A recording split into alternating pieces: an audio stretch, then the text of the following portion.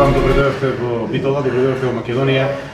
Ова е еден уникатен настан на една уникатна група на луѓе која што покажува многу вредности и не денес, туку години назад. Па задоволство ми е што се дружам со нив, што се мои пријатели, што секојдневно разменуваме мислења, фудбалски теми и што денес сите заеднички тука имаме можност да отвориме една манифестација која што е по многу работи уникатна.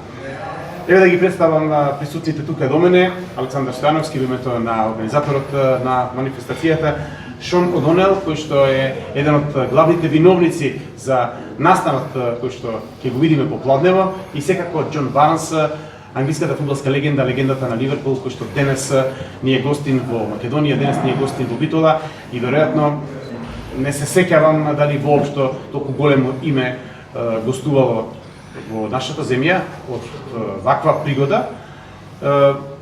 Уникатна можност да го запознаеме и тој да ја запознае нашата култура и љубовта кон клубот која што ја чувствуваат македонците, но и луѓето од регионот кои што се обединети во црвената боја, во Ливерпул, во магијата на славниот англиски клуб.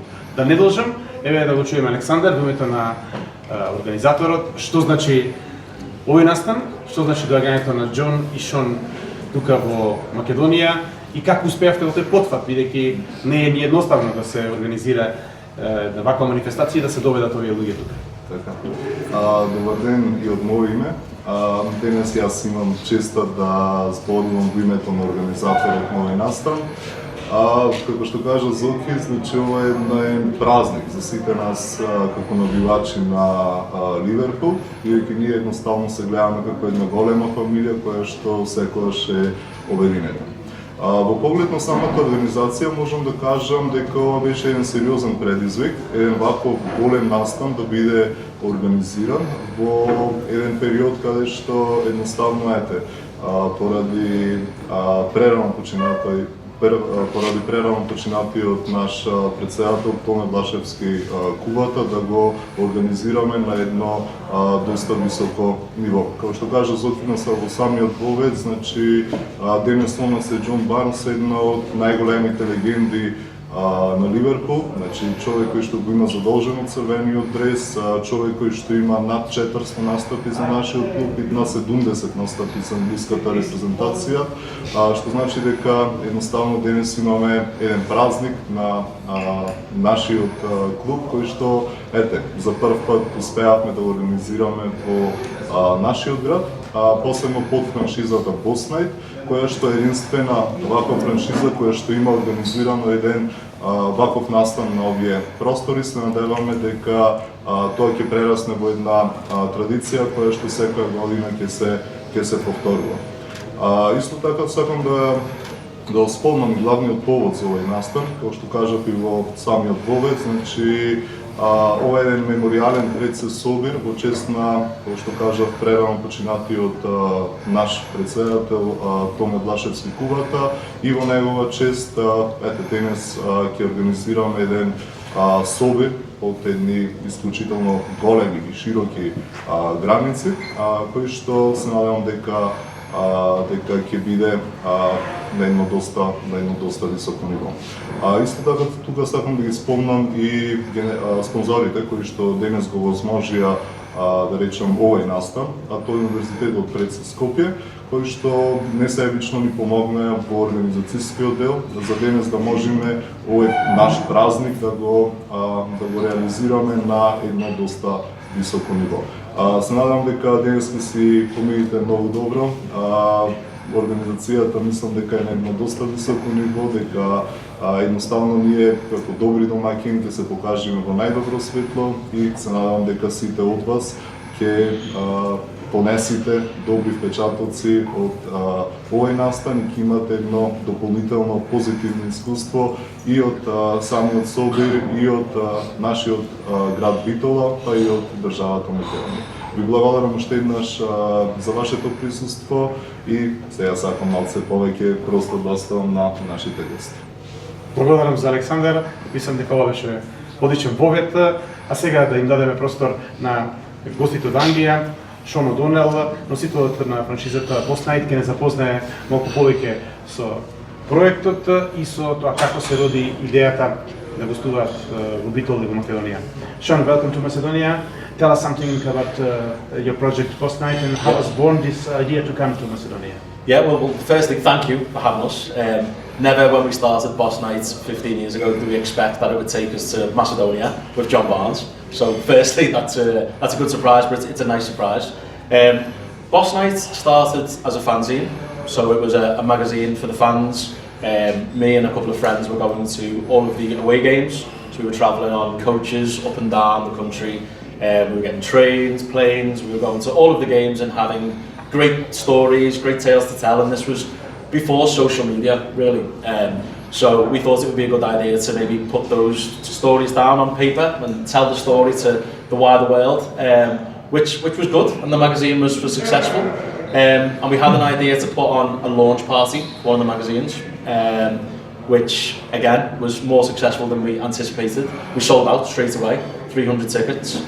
And it just made us think, because Boss, we'd always had this sort of element of going to the football, going to the match, and then going to maybe see a gig in the evening or going to watch a local band play.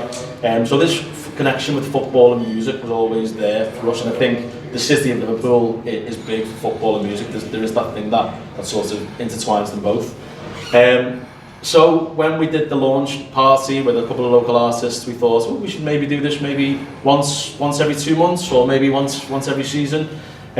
So we did, and we started. Basically, we wanted a place for our friends to go after the game, to have a drink and to listen to good music. Because believe it or not, despite Liverpool being what it is, there wasn't lots of places that we could go. So we started doing that, and then basically, fast forward a few years, we got a local lad called Jamie Webster, who approached us and asked us if he wanted to, or if he could get up and play at one of our events, which he did. And he was the very small skinhead. He was the bottom of the bill, and we had other people on ahead of him.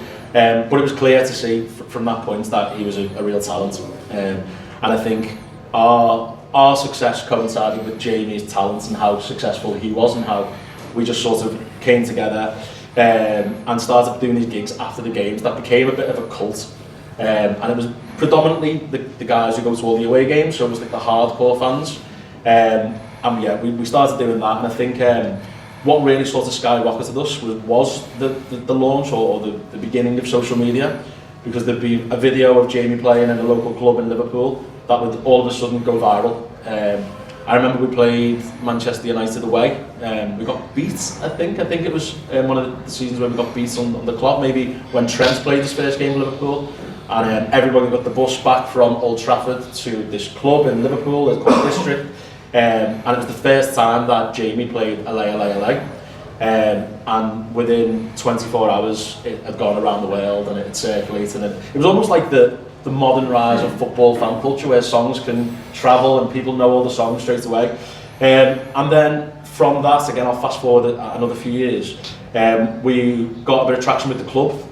So I think there was a documentary about the magazine, and Klopp held up the magazine and said boss, and that meant that when we got the chance to go to Kiev, basically we ran the fan park. So the fan park in Kiev, Shevchenko Park, I don't know if anybody was there, but that was certainly a big moment for us.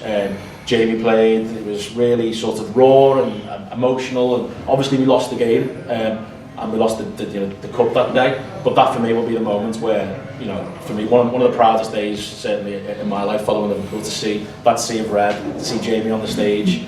And then from there, I know from speaking to some of the guys last night, we obviously went on that run under Klopp. So you've got all of these things coming together, where you've got Jamie's super talent, you've got Liverpool as a football team going from heights to new heights every time they play, and you've got us as match-going lads. We were a lot younger then.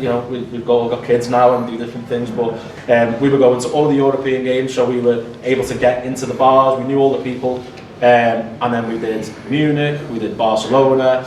And obviously we did the fan park in Madrid, which was a big day. I don't know if you've seen the videos, but that was huge. We did the fan park in Paris. We went over to Qatar to do the World Cup Championships, where we did the fan park there. So from this really tiny gig in the back of a small dingy pub in Liverpool to all of a sudden doing gigs to 50,000 people, and now being in Macedonia with John Barnes, it's been quite the journey.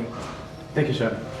Това беше првото излагање, се надам дека сите сме комуникацијски добри, бидејќи нема потреба од превод, за да не губиме време и да тече приказната пофлуидно.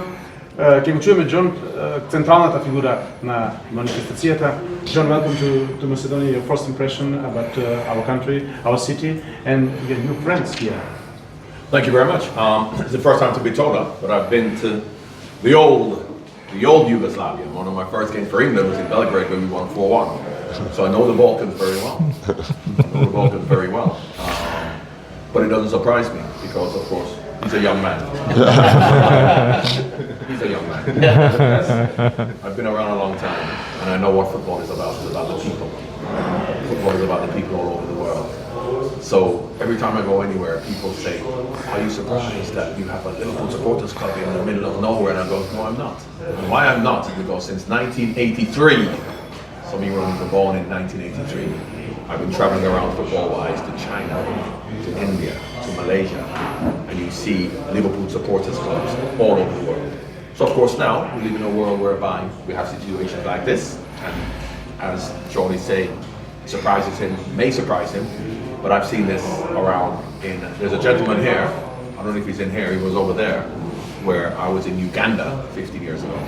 We live in Uganda, and I've been to Rwanda, when you had genocide between the Hutu and the Tutsis, and I'm there, and you have Liverpool supporters clubs in the most random places. So it doesn't surprise me. People say, "Are you surprised?" I'm not surprised because this is what football is all about, and it's all about the people. So if you think about Liverpool Football Club, Liverpool Football Club for me, of course, they've been around since over 100 years. But let's talk about from Bill Shankly's time. And Bill Shankly said Liverpool Football Club is about the people. And who are the people? You know where he's from? Probably 5 miles from the ground. You have people 3,000 miles from the ground, and they're still part of the family. That's what Liverpool is all about. Not just about Liverpool, the city, the fans, it's about worldwide what goes on.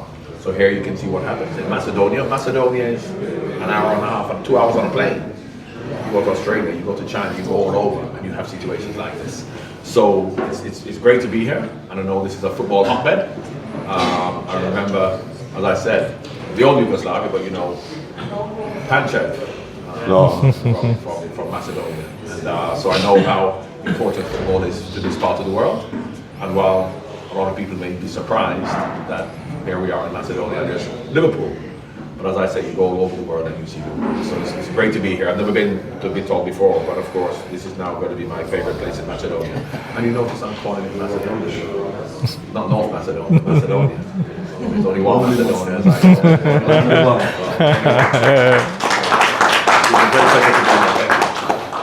Само малку, извинеш што ќе прекинам, немаше ништо да биде од ова ако не беа Универзитет Скопје. Ова е собственикот на едно од институциите на универзитет. Добре дојдовте. I just want to say that nothing's going to happen.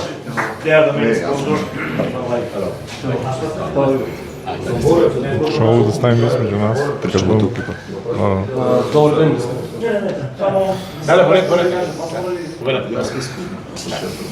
Добър ден на сите. Некои од овде се познаваме и лично. Нас ти беше чест како универзитет да ова се случи. Занимливости, некоја анегдота да побараме од Джон кога веќе беше тука, да повелете, отвораме можност за прашање на тука присутните, посебно на Джон кој што прв тука и веројатно има доста што да каже од богатата своја животна и играчка кариера. Yeah, so my question is for Mr. Barnes. Can you walk us through the mindset of what it is with responsibility and difficulties to be a Liverpool player? I mean, there are a lot of professional players, a lot of professional clubs, but being a Liverpool player, what does it bear with football? Well, there are two aspects to that. I mentioned Bill Shankly. Now, Bill Shankly speaks about the responsibility for you to be part of the family. The Liverpool family, when I first came to Liverpool, as much as I did play under Bill Shankly, was to be part of, is it the 11? No. Is it the 15? No. Is it the staff? The groundsman? No. Is it the fans? That's what the family is. That's the first thing. Having an identity. Identity. Then if you talk about the team, to be a part of the team. There are no more important players in the team. John Barnes and Ian Rush is no more important than Barry Venison and Ronnie Whelan. So that's what you have to understand. There are no superstars in the team. There are no superstars. In the Liverpool team, that thing has always been the team. And that was the Liverpool way. Premier League started, and after the Premier League, all teams started to talk about the individual players being more important than the team. Now you have players who separate fans, the media, separate the superstars from the team. And that since the Premier League started, when you look at Harry Kane, for example, at Tottenham, best player, but why did Tottenham win? You had individuals who were bigger than the team. Liverpool was never that way. But the Premier League started, and of course now we like Ronaldo, we like Messi, and we like, you know, Suarez, and we like Gerrard, we like Coutinho, but the other players aren't as good. That has never been the Liverpool way.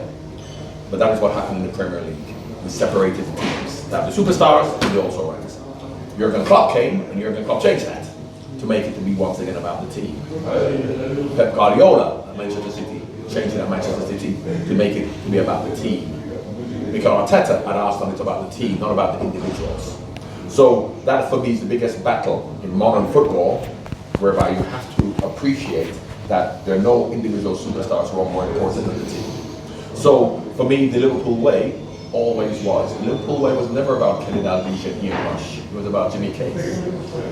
What we can't do as footballers, we can't help the way that the fans or the public see us. The fans are always going to be the superstars above their teammates, always. But what we can help is, if you are a superstar, is that you can help the way you see yourself in relation to your teammates. So therefore, Kenny Dalglish and Ian Rush never saw themselves better than their teammates. Whereas how many times have you seen in a press conference a footballer playing for a club and he scored a hat-trick, but his team has lost 4-3. And he's gone on television and he's very disappointed because he scored 3 goals but the team has lost. And what he says is, we need to get better players. He says that. He's being disrespectful to his teammates. Now that could never have happened. And the fans buy into that. The fans say, yes, to keep him happy, let us A, give him what he wants, and let us buy better players to help him forget the rest of the team. That is no good. So I suppose the essence of Liverpool always was about the team. When I played for England, Gary Lineker, Paul Gascoigne, Brian Robson, Dan Hoddle, they weren't any Liverpool players in the England team.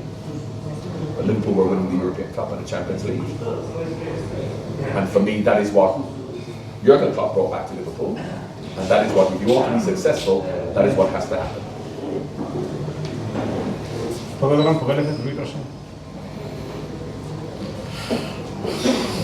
Okay, I can. Okay, I'm Johnny from Federal Film Podcast from Belgrade. I like your name, John. Yeah. So my question for you is, you played with a lot of strikers during your career. Who do you find was the best finisher? Who do you find playing for the club now is the best finisher? Well, that's an interesting question, because, and I'm glad you asked it that way, where you could say who's the best striker, and you said who's the best finisher. Yeah, Yes? exactly. So the best finisher, left foot, right foot, head, tap in, long shots, is Robbie Fowler. Yeah. The best finisher. But when you talk about strikers, you say who you want to play with. Yes? So Robbie Fowler, John Aldridge, best good finisher in the box. Get the ball in the box. John Aldridge is the best finisher in the box. But Robbie Fowler scores different types of goals. Ian Rush scores lots of goals. So how do you choose who to have in the team?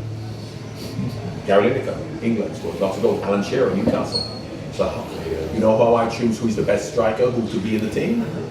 As well as scoring 30 goals a season, what else do you do for the team? Yeah. And what Ian Rush does for the team, and he's not scoring goals, chasing. Ian Rush is to chase all the defenders. The most important player for Liverpool, if we talk about modern times, let's talk about Jurgen Klopp's team. Salah, Mane, Firmino. The important person of the three, Bobby Firmino. Not Salah, Mane, Bobby Firmino, what he does to the team, what he does for those 2 players. So, you ask me the best finisher? I would say Robbie Fowler. But the player I would want to have in my team, if I want to win, Ian Rush. Because of how he works off the ball. Ian Rush never scored against Manchester United for 8 years. The first time he scored against Manchester United, the first goal he scored against Manchester United, he went to Italy. He came back from Italy, scored against Manchester United. That is Ian Rush's first goal against Manchester United. He scored hundreds of goals, but it didn't matter because we were winning, so it didn't matter to him whether he scored or not. And they're the kind of players you brought in your team. Players who play for the team, not for themselves. So the best finisher is Robbie Fowler, but the best striker I played with is Ian Rush. And now in Slots team, The best finisher, or the best striker, or the best what? What are you asking? the best finisher. The best finisher, and this is interesting because Mo has never been the best finisher for Liverpool. Mo scored a lot of goals because the way we played, we created a lot of chances. But Mo isn't a Robbie Fowler, a John Hodges, a Ian Rush, where you give him 3 chances, 2 chances, he'll score a goal. Mo will score 2 goals, but he'll have 10 chances. Yeah. So Mo isn't the best finisher, but he is the best goal scorer because he'll score a lot of goals. Mane was similar. I mean now, and in fact, it's not because Ekatike will score a lot of goals. I still think the best finisher for me would be Isak. When he's fit and when he's confident, Isak will be the #1 goal scorer. Yeah, hopefully he's coming back next year. But Ekatike is doing really well without him. Yeah, that's good. Tell us, who is new John Barnes? There's some player in the modern football with your characteristic. Well, football has changed. So, John Barnes playing today will play on the right. Yeah, because I'm left-footed. Like Mo, come in, shoot, score. John Barnes playing, back then, I played on the left because I have to create goals for Ian Rush, John Hodges, Robbie Fowler. So, now you don't have a left-footed player playing on the, you got, Bernardo, whoever you want to say, Michael Elise, Saka at Arsenal, so there's no one. Football is different now. You don't play with. I mean, the only team now you want to make centre forward for wingers to go around and put crosses in is Erling Haaland. However, football has changed so much that we don't have wide players who go around and put crosses in. You get that from the fullbacks. All the wide players coming to score goals, and the fullbacks go around and cross. So, if I was playing today, I would not be playing the way I played in the 80s and 90s. I have another question.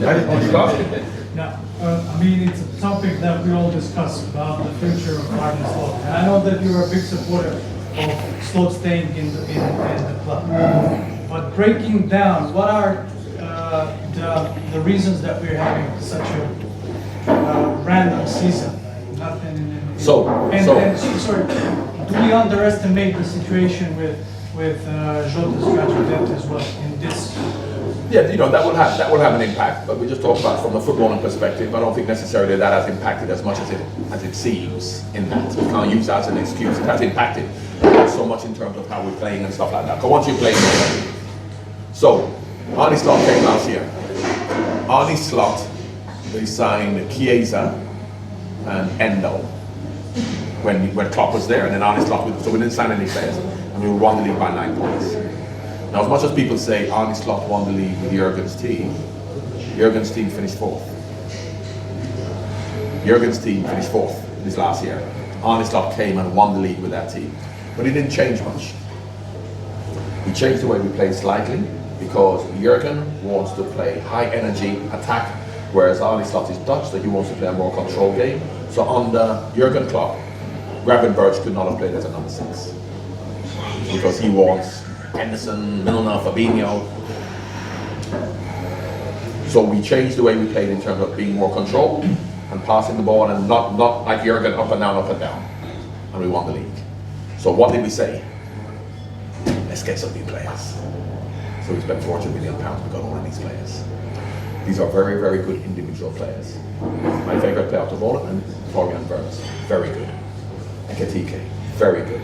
So we've got very good individual players, but we're not playing as a team. The solution to our problem isn't just to spend money and to buy players. So, what Sunderland did, they bought 10 new players. You buy 10 players, let's start. They're playing well. What Jurgen did, we signed 1 or 2 players. We've signed 5 players to fit with a new 6. So we got 6 old players, 5 new players, to then get that blend. It's difficult. It's difficult because it'll take time. But individually, he's very good. Ekatike is very good. Wirtz is very good. Isak is very good. He's injured. So, Frimpong, Kerkez, But how Jurgen used to play, and I'm not talking about we should play the way Jurgen plays, because we can't with the team that we have.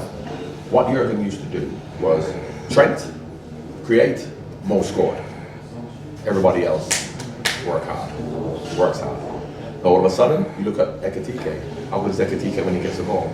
Vert, how good is he when he gets the ball? He's that guy. So we're playing as individuals, but we're not playing as a team. But they're very, very good characters. They're good people. They want to work hard. They're not boastful and superstars. So it'll take time for us to gel. We have to give that time. But the cohesion is not right, because there are two things about football. When you have the ball, and when you don't have the ball. And when we have the ball, we play well. We don't necessarily play well as a team, but we have great individuals. So when Verts gets the ball, he'll do something. When Ekitike gets the ball, he'll do something. Salah gets the ball, he'll do something. But when we haven't got the ball, people are getting at us. So we have to get that balance right between defending and attacking. And at the moment, and this is what I say to the fans all the time, be careful what you wish for. Because people always say they think the solution to the problem, spend money and buy new players. Spend money and buy new players. Bring a new manager is Right. one of that. Who is the new manager? Yeah, that's Who? Because when people talk about we need a new manager, yeah, let's bring back Bill Champion. Oh no, he's not around. Let's get Kennedy. No, he's not around. Let's get Ancelotti. No, he's not coming. Let's get no, he's not coming. Let's get Guardiola. No, he's not coming. Let's get from Paris Saint-Germain. He's not coming. So people have to tell me who, not just a new manager. Xabi Alonso. Xabi Alonso. Did they sack him at Real Madrid because Yep. he didn't do well? Yep. So if you failed at Real Madrid, why are we going to get Xabi Alonso? So the point is, there's no obvious manager who's going to make it better. So, you know when Jurgen Klopp was at Liverpool? Yeah? When Jurgen Klopp came to Liverpool, how many points are we off the top? In our first year, when did we finish? 5th. Yeah? 25 points off the top. Why did we sack him? he played 2 finals. No, but before he got to the final, he was still 20 points off the top. But why did- did we not sack him? You know why? Because we trusted him. We trusted him. And even when results weren't going our way, because, you know what football is about? Football is about consistency. And the consistency comes every week. Never mind the Champions League. You know who won a cup? You know who won a cup last year? Tottenham. Went down to Ange. He won a cup. He won a cup. It is not about winning a cup, it's about the consistency every week that you do. Liverpool's best season was not when we won the league. Liverpool's best season was when we got to the Champions League final and lost. We got 100 points. That is our best season. It's not about winning a cup, because you can win the Champions League and be lucky. And you can win the FA Cup and be lucky. It's about the consistency. But the most important thing about that is you trust the manager. Now, as I said, Arne Slot won the league last year. Yeah? And now this year, we're having some issues. But unless we support them when they're not doing well, man, we're old enough to know better. I look at the young people and I say, this is for young people to say. Young people are up, young people are down. Young people are up, sack the manager, keep the manager. Sack the manager, keep the manager. For us old people, we should know better. We should know that there are times we have ups and downs and the ways to come together to support, which is why I support Arne Slot. That's why I support Arne Slot. And if Arne Slot goes, and a new manager comes in, I'm going to support that manager. So, I say this all the time. We have to put pressure on the players to perform. We have to put pressure on the players. If you keep blaming the manager, the players then go, I absolve myself of responsibility subconsciously, because I'll give you the biggest example of that. If you saw Tottenham versus Manchester United, was it last year or the year before? Tottenham versus Manchester United. Marcus Rashford was with the year before, got the ball at the edge of Tottenham's box. Mickey van der Ven took the ball off him. This is the edge of Tottenham's box. Mickey van der Ven took the ball off him at the edge of Tottenham's box. Marcus Rashford went, stopped. Mickey van der Ven ran past Bruno Fernandes, he went. Mickey van der Ven ran all the way down the line from the edge of his own box, across the ball for Tottenham to score, and the fans booed the manager. The fans booed the manager, but not one Manchester United player chased back. So therefore the Manchester United players went, we don't have to play, because if we lose, they're going to boo the manager. Now I don't want Liverpool to get to that situation, whereby if we don't do well, let's boo Arne Slot. Now I know that the Liverpool players are good players, but we're getting to that situation now where Liverpool fans have to then say, forget about the manager, you run around and play. So if Manchester City lose or they don't play well, are they going to boo Guardiola? No. Are they going to boo Arteta? No. So therefore, look at Chelsea. Let's keep changing the manager. And we don't want Liverpool to get to that situation. So, as much as you say the manager, I still support Arne Slot until he's not there. I have a question for John. Yeah. Sorry, wanna go? Martin from the Fat Red Slim. I mean, I'm fat, he's slim. By the way, I have a question. You mentioned that it's not up to you support manager Arne Slot, right? Do you support his decision that when he said that we don't need defense, let's focus more on attack? I don't think, I've never heard him say we don't need a defense. That could be the interpretation of what he said. Don't need a defense, let's play 11 strikers. I don't think Arne Slot either said or He meant, actually said we don't need to bring defensive players because Endo can play back, and you know a lot of players that can. Soboslai is playing on the right back. He never said we don't need a defense. He said we don't need to bring defensive players in. Yeah. We don't need to bring defensive players in. What we have to do is we have to work harder to protect the defense. That's what we have to do. So if you look at Jurgen Klopp's team, right? So here's Jurgen Klopp's team, back four. So in Jurgen Klopp's team, when you had Trent and Andy Robertson attacking at the same time, yeah? In a back four, not a back five. Yep. Then you had the front three. So our attacking was Trent, Andy Robertson, front three. You know our three midfield players? Fabinho, Henderson, Milner, Ronaldo, they were defenders, yeah? The difference is that now, when you have the fullbacks attack, when you have Ekitike, well, you have in midfield, you have McAllister who's not defensive, so they have to keep the ball. The problem when we lose the ball is that they're not protecting the back four. So we have to defend better as a team. So you can say bringing defenders, but bringing defenders in, yeah, but still not protecting the back four and having them attack isn't the problem. No matter what good defenders you have to defend as a team. So I think what he meant was we don't need to bring in defensive players, but we need to defend better as a team. That's my interpretation of it. Okay, what about injury? If, for example, if Konate got injured now, who can replace him? You can tell these young people, can't you? Should I tell you why? Should I tell you why? I don't know. Give me a list of Liverpool's team and squad. Yeah? How many players do they have? Wait, sorry? How many players? So, first of all, it's a different time. It's a different time. So, when Liverpool won the league the year before I came, they used 14 players. 13 players. Yeah? If a player was injured, you brought somebody else in. Now we're at a stage where if you get an injury, we have to sign a player. We have to sign a player. You know how many players we have? You know how many international players we have who are not even in the 11, who are not even on the bench? We have to use them. Don't use them. Let's spend £100 million to buy somebody else. You will then end up having players, yeah? So all of that players get fit. So he's injured. He's injured for a month. You sign somebody for 50 million, put him in the team. He's now fit. What do you do? What do you do? Yes, we have competition. Great, we have all of these players. Yeah? So when you have all of these players, how much are you paying them? Well, he's on £100,000 a week. He's on £150,000 a week. He's injured for 3 weeks. Let's sign somebody for 50 million, give him £200,000 a week. He's injured. Then all of a sudden, you look at the money you're actually spending, and you know what then has to happen? The club need to make that money back. You know how they're going to make the money back? You know how they're going to make it back? Turn around and look at that man's shirt. You're going to have to pay £100 for that shirt. You want to come to the game? You're going to have to pay £200. Yeah? You want to buy something? You're going to have to pay that money. No. Hang on a second. Weren't you the one who said let's sign some more players? Where are we going to get that money from? The solution to the problem isn't signing players, because we say sign players. We spent 400 million this year. We spent no money last year. So you can't just keep signing players if somebody's injured. Yeah, but we spend on the attack, not on the defense. Okay, spend on the defense and we're not scoring goals? Well, let's spend on the attack. Let's spend on this, let's spend on that. Then the goalkeeper, let's spend. It's not a question of spending money. We didn't spend any money last year and we won the league. So why do we spend money? You sound like my kids on the same. Always want money to go out, my kids. That's how we know. Go and get your own job and spend your own money. So you give them some money to spend. Klopp used the young kids, you know, from the academy to replace the. Yes, and you know why it worked. You know why it worked. So we trusted Jurgen Klopp. Why? Well, do we trust Arne? Well, he won the league, didn't he? Do you trust Arne? Who are you going to trust? And if a new manager comes in, so I started off by saying when we trusted Jurgen Klopp, they finished 5th, 25 points off the top, and we trusted him. And because we trusted him, when Arteta was at Arsenal, yeah, and they were having those problems early on, and they still trusted him, look what happened. Look how good they are now. We lose trust too quickly with the managers. So that's why I'm saying we have to trust them. Thank you.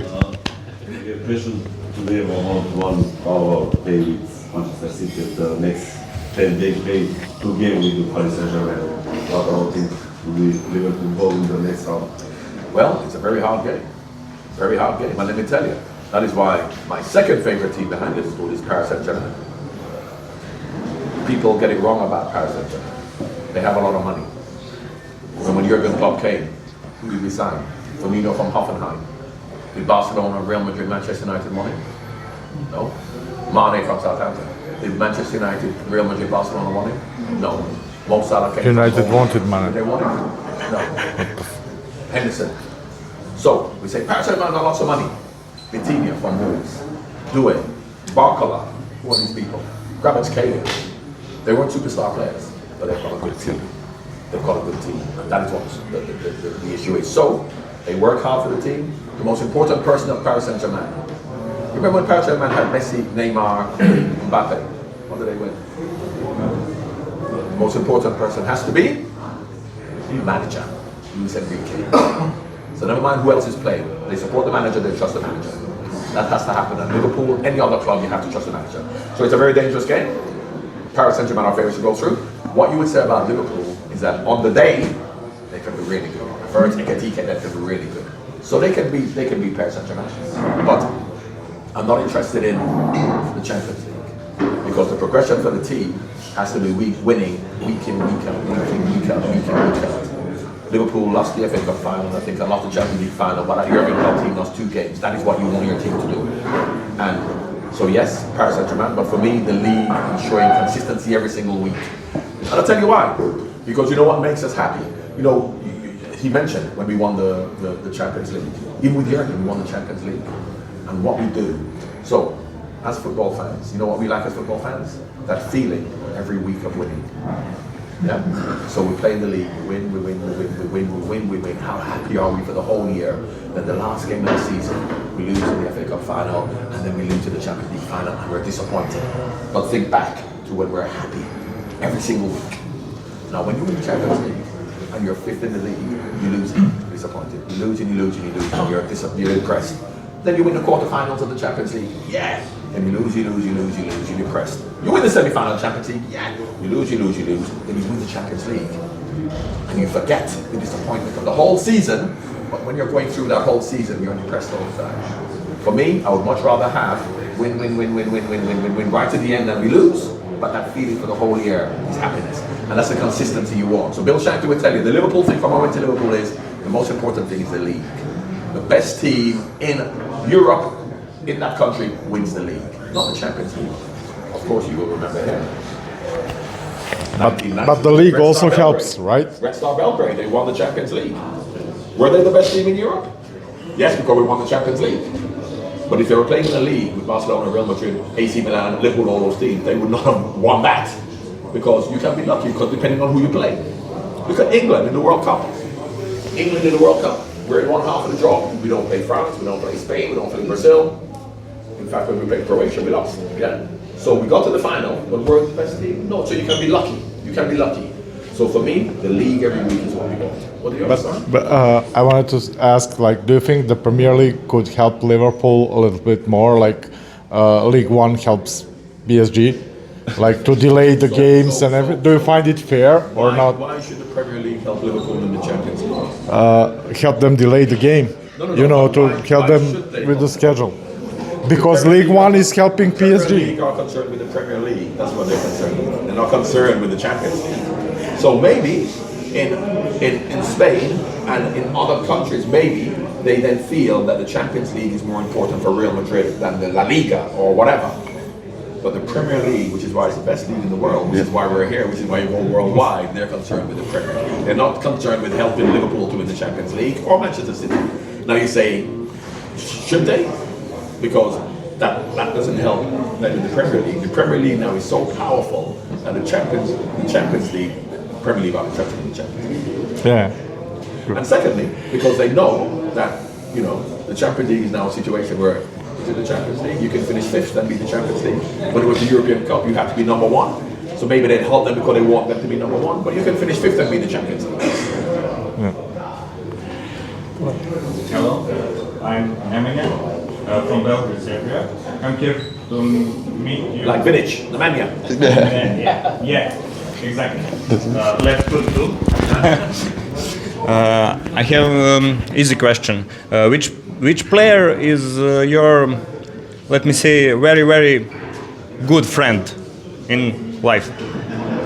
Well, my teammates were my colleagues. My friends were my friends, who I grew up with.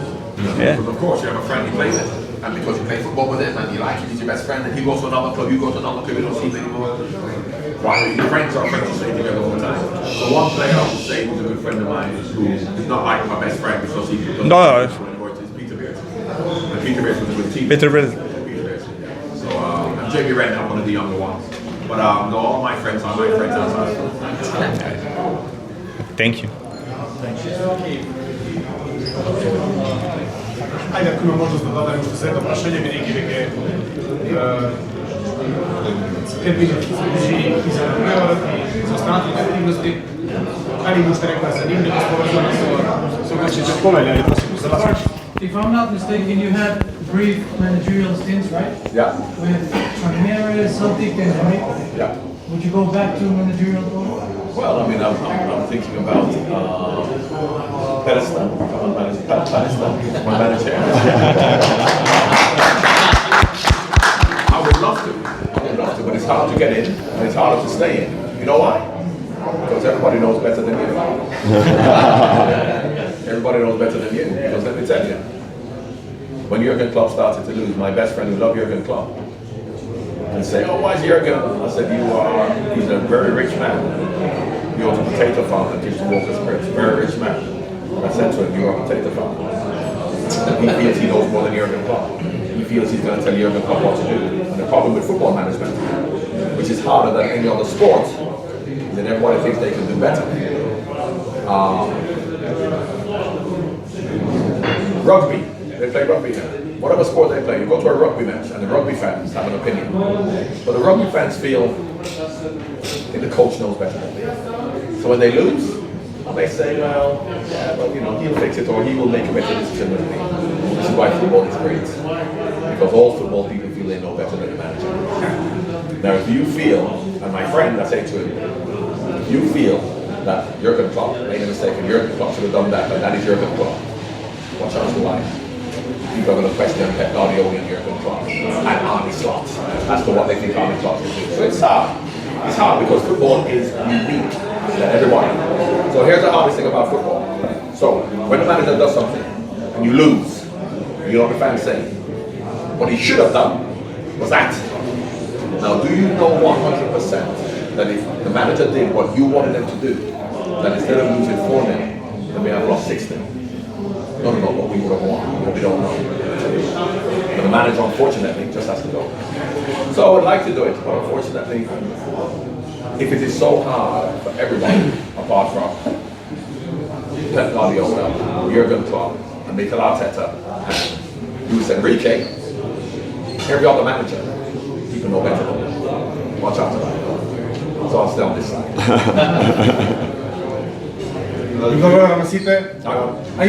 Do you sir believe in Arne Slot in long term? Say that again. Do you sir believe in Arne Slot in long term? You say long term. Long term. In football, there is no long term, is there? Why? There is because people don't give long term. Because long term means long term. Unfortunately, in the short term, if you're not successful, what do people say? Get rid of it. Yeah. Look at Chelsea. Get rid of it. Get rid of it. Arne Slot won the league. Here we are 6 months later. Let's get rid of it. And then Alonso comes and he loses 4 matches. Let's get rid of it. So what is? You know who was given long term? Alex Ferguson. Alex Ferguson, first 4 years at Manchester United, did nothing. 4 years at Manchester United, did nothing. Now, you would fire him. But look what he did. Jurgen Klopp, first season, yes, we won the Champions League, but not at that point. Mikel Arteta, first year at Arsenal. So, long term doesn't exist. I believe in all managers long term. Because how often a manager comes to the club and we go, yes, we love this manager. We love this manager. 3 months later, new manager. We love this manager. Okay, do you personally believe in Arne Slot? Absolutely. As much as anybody else. Who do you believe in? Who do you believe in? Tell me who you believe in. I believe in Arne Slot also. No, but somebody who doesn't believe in Arne Slot. Who do you believe in? Alonso? Anybody else? Real Madrid didn't believe in Alonso. Anybody else? No, who? Anybody else? No, anybody. Who? Give me a name. Give you. Xabi Alonso, why not? Well, He knows some players, he does. which why? players does he know? We never played with any of these players. He didn't play, but he trained them. Who? Who did he train? Flo. Who's Flo?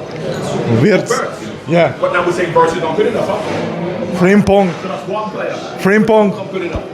Frimpong. So, tell me something. That's two players. One second. At Real Madrid, they say Alonso is not good enough for Real Madrid. So if he's not good enough for Real Madrid, why is he going to be enough for Liverpool? He played for Liverpool. So did I. Make me the manager. I played, and so did. I believe more in you. I believe. So did Jimmy Traore. The fact that he played for Liverpool means nothing. I believe more in you than Slot. Lots of players play for Liverpool. Lots of players play for Liverpool. The point I'm making is that because he has a relationship with them, doesn't mean that he's going to be successful. Now I think that Xabi Alonso could be successful, maybe still, but I think honest luck could also be successful if we trust him and we give him time. That's what you youngsters. You're youngsters. No, I'm not young.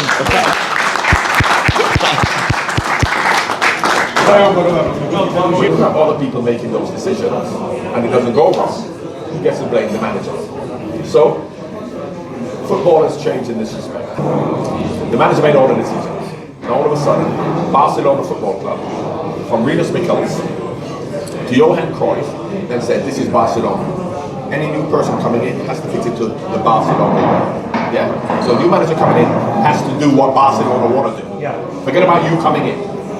Real Madrid is different. Real Madrid, the manager comes in, Galacticos, he signed players, but Barcelona had a way of playing that you had to fit into that. So here's the problem you have with that.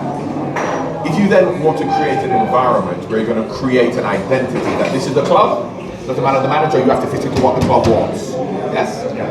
So, you come to Barcelona, you have to play the Barcelona way. Bill Shankly, you want to play the Liverpool way. You now create an environment whereby this is what Liverpool is, or Manchester United, whatever, and you have to fit into what that was. Or you're going to get a big name manager, Jose Mourinho, Van Gaal, big name manager, going to come and say, no, you're going to do it my way. Yeah? Or you get somebody who's going to be happy doing that. Yeah? So maybe honest thought came in knowing that you've got this committee and you're going to sign the players, I'm going to coach the players. The problem with that, if it doesn't work, you're the one who's going to get the play. Now you ask yourself, would Jurgen put up with that?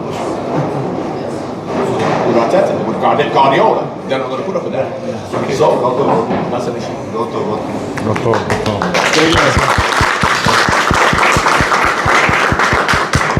And today's result? 3-0 for us.